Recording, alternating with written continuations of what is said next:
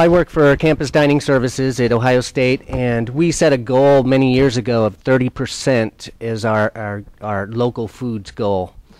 And we don't have the our prime vendor is U.S. Foods, so we don't have the resource of local crop, which is a wonderful program. But we do manage to get by.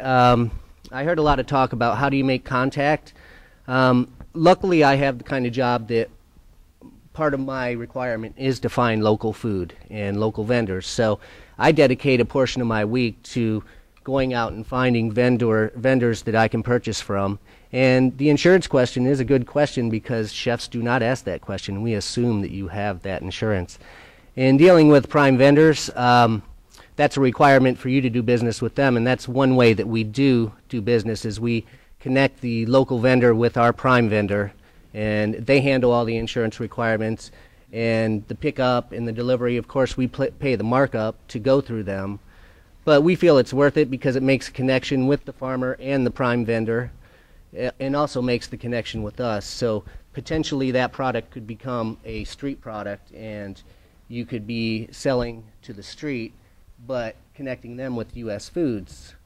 That is an outlet for you, depending on how big you are or how unique your niche is.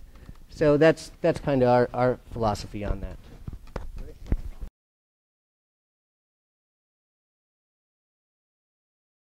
Well, we don't have the ideal situation, and that is truly ideal. We have a multitude of ways we find vendors. One is the Food Sciences Department, the Innovation Center there sends us a lot of contacts, and as well as the Purchasing Department, because they're continually getting contacted by outside vendors. How can I sell to the university?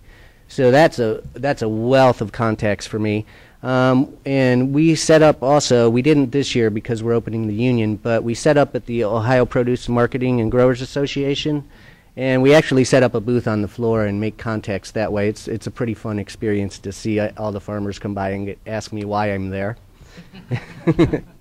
But once I explain the story, they're pretty receptive to it, and I have made numerous contacts there to the point of last summer going and buying, hundreds of flats of black raspberries and freezing them and using them throughout the year for smoothies and sauces and things like that. So that's a good way to make contacts. And one thing that I like to do is, you have a nice delivery system, but I don't have that. So what I do is I take my local produce people and I connect them up with the farmer and let them distribute for me.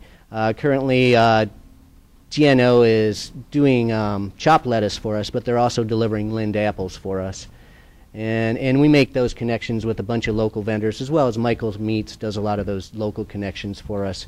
And that kind of fills the void of that logistics issue that always seems to be, how is it getting to me safely?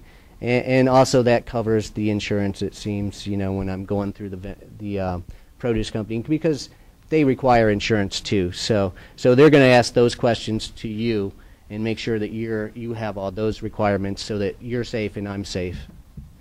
And that's pretty much it. It works pretty well.